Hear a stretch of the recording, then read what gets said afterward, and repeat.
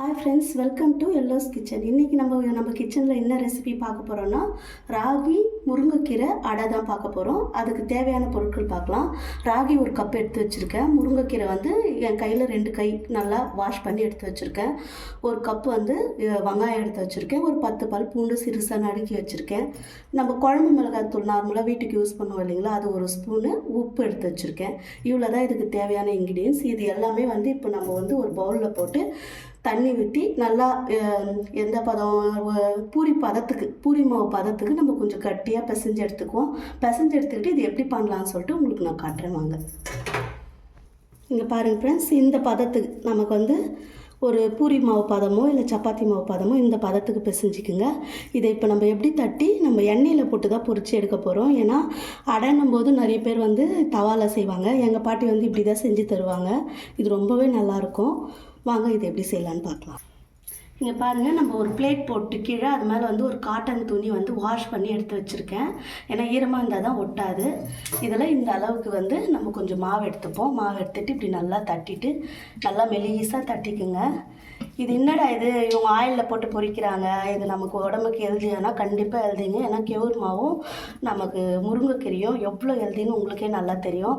நம்ம வந்து அடை மாதிரி தட்டும்போது அது வெந்தாலுமே வேகாத மாதிரியே ஒரு ஃபீல் இருக்கும். அது பசங்களுக்கு பிடிக்காது. சில பசங்க நிறைய பேர் வந்து சாப்பிட மாட்டாங்க.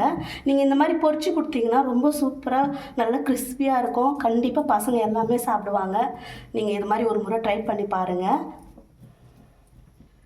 இப்படி தட்டி ஆகிடுச்சு. இந்த மெலிசு நமக்கு போதும். இங்கே பாருங்கள், கையில் கொஞ்சம் தண்ணி தொட்டுக்கிட்டு இது இப்படி எடுத்து எண்ணெய் நல்லா சூடாக இருக்குது. இந்த டைமில் நம்ம இப்படி போட்டுக்கலாம். அதில் எண்ணெயில் போடும்போது பார்த்து போடுங்க. இது மாதிரி நீங்கள் ட்ரை பண்ணி பாருங்கள், ரொம்பவே சூப்பராக இருக்கும். எங்கள் வீட்டில் அடிக்கடிக்கு நான் என் பசங்களுக்கு செஞ்சு கொடுப்பேன். நாங்கள் எப்போல்லாம் ஊருக்கு போகிறோமோ அப்போல்லாம் எங்கள் பாட்டி இந்த மாதிரி தான் செஞ்சு தருவாங்க. இது ரொம்ப ஹெல்த்தி. ஈவினிங் ஸ்நாக்ஸாக செஞ்சு கொடுக்கலாம், இல்லை காலைல பிரேக்ஃபாஸ்ட்டு கூட நீங்கள் இது மாதிரி பொரிச்சு கொடுக்கலாம்.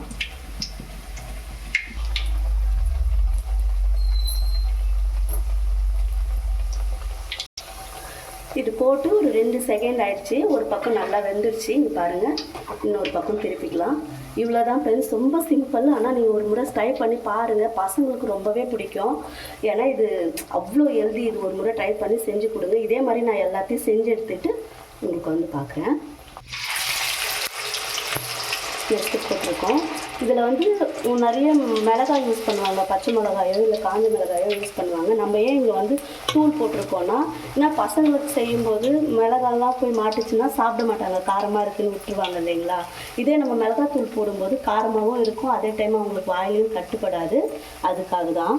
இதுவும் எங்கள் பாட்டியோட ஐடியா தான். ஏன்னா எப்போவுமே அவங்க அந்த மாதிரி தான் செஞ்சு தருவாங்க. இதெல்லாம் அந்த காலத்து ரெசிபி. அவங்க வந்து சிம்பிளாகவும் பசங்களுக்கு ஹெல்தியாகவும் தானே பண்ணி தருவாங்க. அது மாதிரி பண்ணி கொடுப்பாங்க. ஓகே ஃப்ரெண்ட்ஸ், எல்லாமே பொரிச்சு எடுத்தாச்சு. இது வந்து எண்ணெயும் ரொம்ப இழுக்கலை. என்னடா ஏதோ ஆயிலில் போட்டு பொரிச்சு எடுத்தால் எண்ணெய் இழுக்கும், உடம்புக்கு இது ஹெல்த்தியானா கண்டிப்பாக ஹெல்தி தாங்க. இது வந்து எண்ணெய் ரொம்ப இழுக்கலை. நீங்கள் இதே மாதிரி ஒரு முறை ட்ரை பண்ணி பாருங்கள், ரொம்பவே சூப்பராக இருக்கும். பசங்க விரும்பி கேட்பாங்க. கேவுர் அடை நான் செஞ்சு தரேனாலே ஓடுற பசங்க கூட இது நீங்கள் செஞ்சு கொடுத்தீங்கன்னா விரும்பி சாப்பிடுவாங்க. ஓகே ஃப்ரெண்ட்ஸ், இன்றைக்கி நம்ம சேனலில் நம்ம வந்து ஒரு சூப்பரான அட்டகாசமான ஒரு கேவுர் அடை ரெசிபி தான் நம்ம பார்த்தோம். இன்னொரு நாளைக்கு இன்னொரு ரெசிபி நம்ம பார்க்கலாம். Okay bye. நம்ம சேனலை சப்ஸ்கிரைப் பண்ணுங்கள், லைக் பண்ணுங்கள், ஃப்ரெண்ட்ஸுக்கு ஷேர் பண்ணுங்கள். Okay bye.